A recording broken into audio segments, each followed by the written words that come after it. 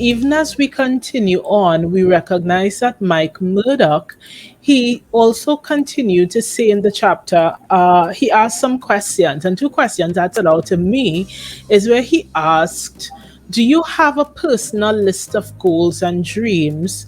And have you taken time to write them out in detail? Because as we know, for a lot of people, that whole notion of write the vision and make it plain, people have a way of struggling with that.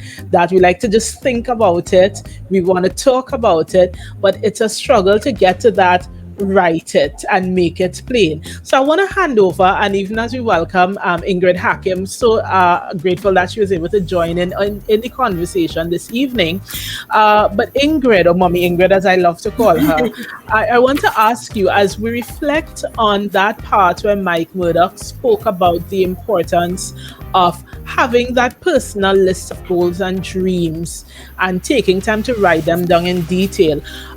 What does this mean for you as you consider your own journey in moving and working towards your own goals and so on?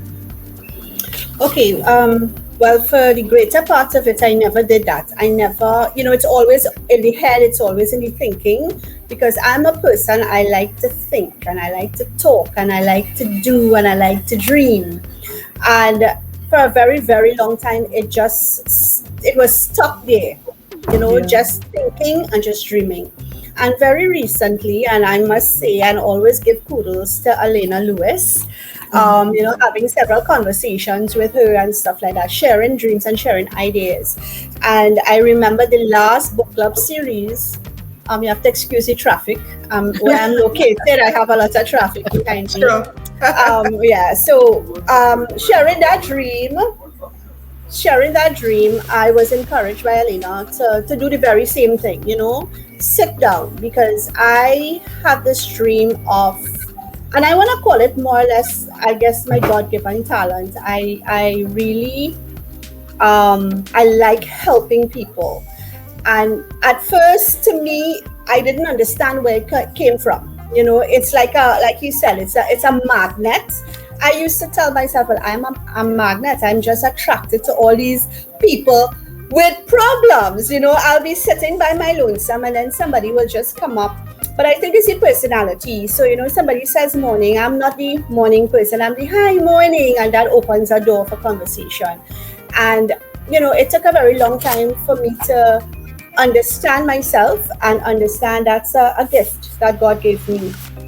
And for a very long time, I wanted to put that gift into play. And I had all these ideas just in the head. And having that conversation with Alina, she said, don't just keep it in your head. Put pen to paper, start writing. And I did.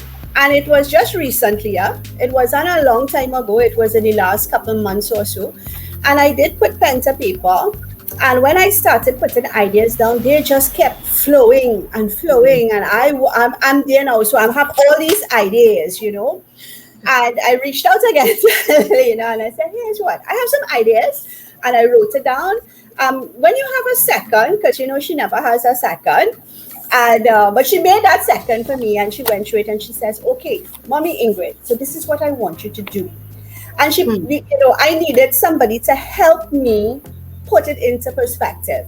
And she says, you know what? This is what I'm reading is just, you're blowing me out here. It's totally great. But you're not telling me exactly what it is. Now, I have this, but I want to call it an organization for now. It's more or less like a lifeline forum. And I named it Pearls of Hope. And the idea behind it really is I have met so many women in my life, extremely strong women, weak women, confused women, hurt women, broken women, and, in different walks of life, from church, from school, from being a parent, and so forth. And, I said, this is it.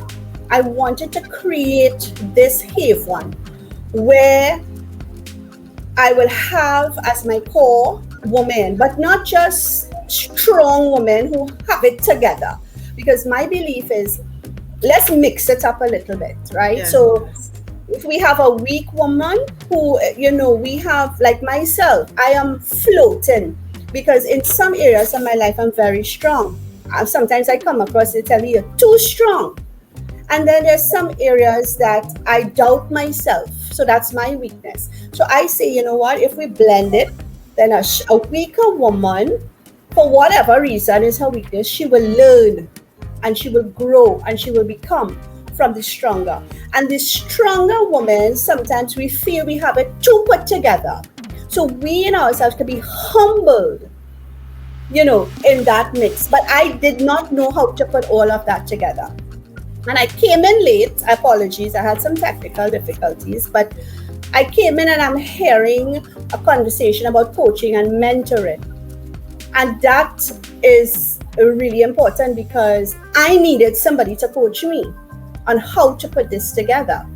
And there she was, Alina, my coach, and she showed me. And when I went back and I thought, all this thing I wrote was so great. But it was, what it was really, it was a fantastic testimony of my life. And it really, really, when I read it over with the little critique, it really wasn't saying what I wanted to do. And it really is to reach out to women, to empower women, to help women. That was the general idea. But how am I going to do that? What am I going to do? What inspired these ideas? When I say empower, what you really mean? And that fantastic piece that I was so proud of did not say, but now it's here. And it hasn't been launched as yet. It's still a masterpiece in the making. But I have crossed that bridge with the help of someone else. Yes, I love that. And what you're saying there, Mommy Ingrid, really complements the entire conversation so far.